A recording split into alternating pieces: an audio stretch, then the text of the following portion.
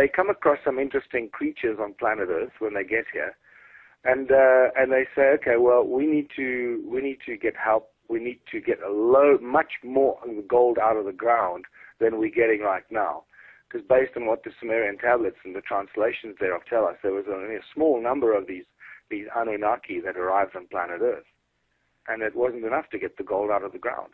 I guess what I'm confused about is, were there two different beings? Were there two different races, or was it all the same species that came here? Well, in the beginning, I guess it was one species. The Anunnaki would be one species, and this is still the big question. You know, where do the different race groups on planet Earth come from? And that question hasn't been answered. It's something that we need to deal with. It's a very important problem that we need to get on top of. How do the different race groups fit and, you know, suddenly come out of this picture? So it seems that there was a lot more cloning and manipulation that happened, you know, and this whole story that, you know, white people are white because they live further away from the equator, and black people are black because they live more in the sun. That's just rubbish, you know. It doesn't wash with me. You know? It doesn't make very much sense. Now, throughout history, though, we've had things like the Minotaur and a lot of these. I mean, even Bigfoot. You've got all these anomalies everywhere. Were these remnants of their genetic manipulation? You know, half reptiles, half human type entities, etc. All their experiments. Yeah, it certainly seems like it. You know, I'm not sure how far your audience goes, but it's important to tap into every bit of information when you do research. And I believe that you, as a researcher and a scientist in a world that we live in today, you've got to be open to everything, every area, and every possible bit of information you get. What fascinates me on this planet is the diverse, many different races we have here. Is it because of environment and locale, or are these all... I've always thought about this. The more we look at the different race groups on planet Earth, you know, we call ourselves the human race, but we're not one race. We're distinctly several different race groups. And that becomes very interesting, and often a very sensitive subject, but something that needs to be discussed openly without, you know, racial prejudice. And so forth. So it becomes more and more compelling.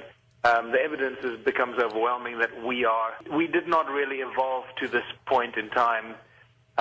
We somehow were manipulated into this point in time. For a specific reason, no doubt. Yeah, exactly. You know, some evolutionists, Michael, would say, George, don't use the word popped up. We evolved, yet it's pretty convincing that we kind of just showed up all of a sudden, isn't it? This cradle of humankind that is being sold to the world doesn't have any human skeletons in it. We have hominids in there, Australopithecus africanus and Mrs. Bless and Littlefoot, and wonderful examples of over 500 fossils that have been excavated from the Sterkfontein caves, just sort of northwest of Johannesburg. Over 500 fossils, if I've got it right, but they're all hominids, no human skeletons there. So these are all the supposedly pre-human evolutionary states. They are not human.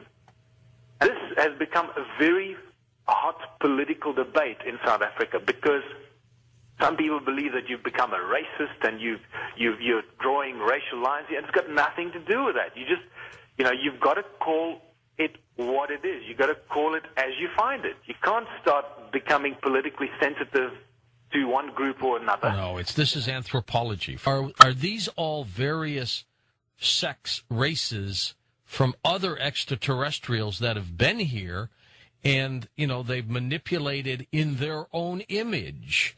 So the Asian person, the Caucasian, the African, they are in the image of the extraterrestrial that came to this planet a long time ago. Have you ever thought of that?